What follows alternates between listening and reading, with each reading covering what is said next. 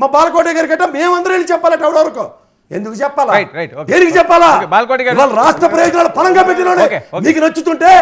17,500 కోట్లకి ప్రత్యేక హోదాని తాకట్టే పెట్టేస్తే ఆ స్పెషల్ పర్పస్ వెహికల్ ఇవాళ పార్వలంకి 6,000 కోట్లు అలకేట్ చేశారు దేనికి డయాఫ్రమ్ వాల్ రెక్టిఫై చేసుకోవడానికి అమరావతికి ఆగండి అమరావతికి 6,000 కోట్లు మీకు నిధులు వెర్రిస్తే దేనికి వరల్డ్ బ్యాంక్ కూడా చెప్పినట్టు 348 కోట్లు ఇస్తున్నాడు 6 నెలలకి 3 నెలలకి తెలుసుకోండి మిత్రమా తెలుసుకోండి వెనక జరుగుతున్నవి వాళ్ళకి నచ్చుతున్నాయి కాబట్టి గ్రాంట్ అని చెప్తున్నారు కానీ ఒప్పనే పెరుమారం మన ఎత్తికి పెడుతుంటే మాట్లాడాలా ఏ రాజధాని మాకు కావాలి మనవాడి కదా కృష్ణా కమిటీలు ఎవరిని వేసింది అలా నేనా బాలకోట అంటే భయం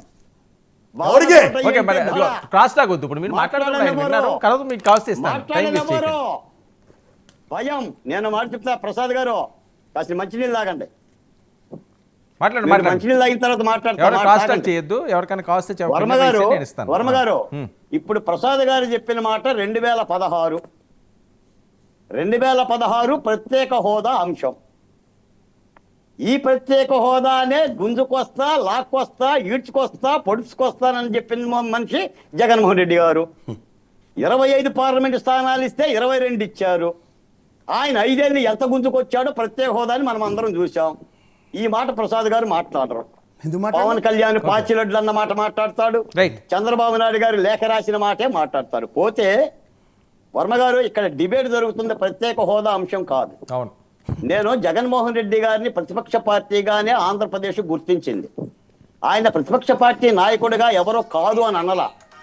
ఆయనకి అపనమ్మకం వస్తుంది నేను అవునా కాదనని కాకపోతే ఆయన ప్రతిపక్ష హోదా లేని పార్టీ అది ఆంధ్రప్రదేశ్లో దాదాపు నాకు తెలిసి 70 రాజకీయ పార్టీలు రిజిస్ట్రేషన్ అయ్యి ఉంటాయి 70 పార్టీల్లో ఇదొక పార్టీ కాకపోతే దీనికి శాసనసభలో 11 మంది ఎమ్మెల్యేలు ఉంటారు నాడు 23 మంది ఎమ్మెల్యేలు ఉన్నా తెలుగుదేశం పార్టీ ఎట్ట కొట్లాడిందో పవన్ కళ్యాణ్ గారికి ఒక ఎమ్మెల్యే ఉన్నా ఆ ఎమ్మెల్యేని వైసీపీ తీసుకున్నా కూడా పవన్ కళ్యాణ్ గారు ఎంత బాధ్యతగా ప్రతిపక్ష పార్టీ పాత్ర పోషించాడు ఆ పాత్ర పోషించాలి ఆయన జగన్మోహన్ రెడ్డి గారు అది మర్చిపోయి ఇందాక మీరు మొట్టమొదటి మాట అన్నారు సిఐని బెదిరించి ఎస్ఐని బెదిరించి డిఎస్పీని బెదిరించి ఒక మాజీ ముఖ్యమంత్రి సామాన్యులను అలా బెదిరిస్తే పోలీసుల్ని బట్టలోడ తీస్తాను అని అంటే ఆయన మాజీ ముఖ్యమంత్రి అంటారా ఆయన 4 ఇప్పుడు అద్దాల మేడల్లో బతికే వాళ్ళు ఇల్లు అద్దాల మేడలో ఏసీ గదులు వీళ్ళేం రిక్షా కార్మికులు కాదే తోపుడు బళ్ళు తోలుకోలేదే ఏం భాష మాట్లాడతారు ఇందా మీరు అన్నారు లోకేష్ గారి యొక్క వీడియో చూపించారు ఎంత బాధ్యతగా మాట్లాడాడు స్పీకర్ అయ్యన్న పాత్రుడు ఎంత బాధ్యతగా మాట్లాడిండు వాళ్ళకి నోరు లేదా నేను జగన్మోహన్ రెడ్డి గారనే మాట్లాడతాను ఏనాడు ఒక పరుష పదజాలం వాడను మాకు నేరు లేదా మాకు బూతులు రావా మేము తెలుగు నేర్చుకోలేదా మీరు ఒక చైర్లో ఉన్నారు ఆ చైర్ను గౌరవించాలి మీరు సూపర్ 6 పథకాలను విమర్శించాలన్నా పవన్ కళ్యాణ్ గారిని విమర్శించాలన్నా చంద్రబాబు నాయుడు గారిని విమర్శించాలన్నా విమర్శించండి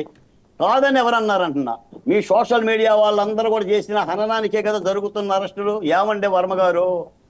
సోషల్ మీడియాలో ఒక పోస్ట్ ఫార్వర్డ్ చేస్తే అరెస్ట్ చేశారండి అంకబాబుని రంగనాయకమ్మ 73 సంవత్సరాలు పోస్టు పెడితే అరెస్ట్ చేశారండి మరి ఆ లెక్కన వస్తే పోసాని కృష్ణమురళిని ఎన్నిసార్లు అరెస్ట్ చేయాలి మరి ఇప్పుడు రమేష్ గారు ఏమంటున్నాడు పోసాని కృష్ణమురళి బయటకు వస్తే చూస్తారు అని అంటున్నారు ఏం చూస్తారు ఏం చూపిస్తారు ఎంతమందిని బెదిరిస్తారు ఎంతకాలం బెదిరిస్తారంటే ముఖ్యమంత్రిని బెదిరించి రమేష్ గారు బెదిరించి కేఎస్ ప్రసాద్ గారు బెదిరించి ఎంతమందిని బెదిరిస్తారు ఆ బెదిరించబట్టే కదా మనకు 11 వచ్చింది అసలు హోదా ఇచ్చినా ముఖ్యమంత్రి సీట్ ఇచ్చినా ప్రజలు ఇవ్వాలి వాళ్ళు కదా న్యాయ నిర్ణేతలు నువ్వు 3 రాజధానులతో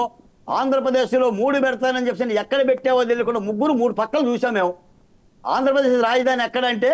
తూర్పు పడమర దక్షిణం ఉత్తరం 4 దిక్కులు చూసుకున్నామండి ఏమీ లేకుండా చేశావు ఈ రోజున బాధ్యతగా జగన్మోహన్ రెడ్డి గారు మాట్లాడితే ఒక